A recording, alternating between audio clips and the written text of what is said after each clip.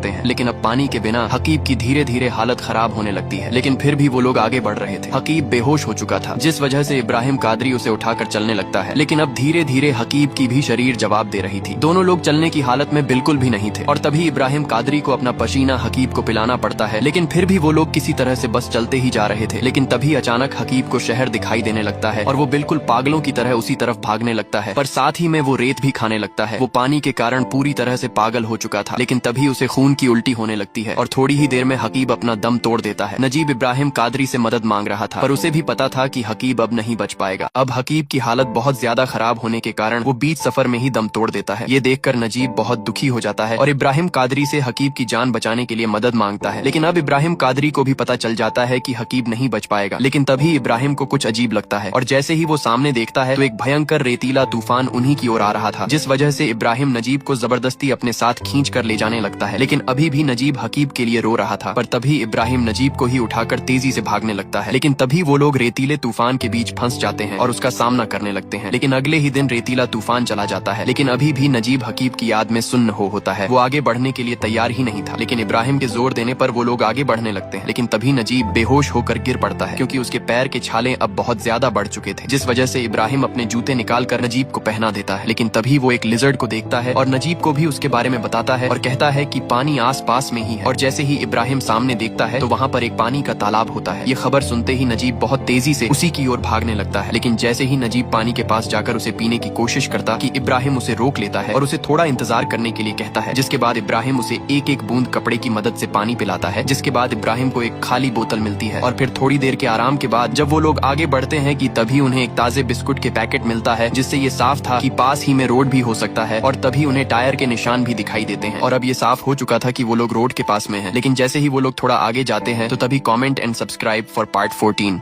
अब इब्राहिम कादरी और नजीब को पता चल चुका था कि वो लोग रोड के पास में ही हैं, क्योंकि उन्हें रेत में टायर के निशान भी दिखाई दे रहे थे, जिस वजह से वो दोनों बहुत तेजी से आगे की ओर भागने लगते हैं। लेकिन जैसे ही वो लोग वहाँ पर पहुंचकर सामने की ओर देखते हैं तो वहाँ पर रोड नहीं बल्कि रेत ही होती है। ये देखकर नजीब का दिल टूट जाता है। उसकी हिम्मत अब टूट रही थी, लेकिन फिर भी उन लोगों को अब आगे बढ़ना ही पड़ता है और फिर कई देर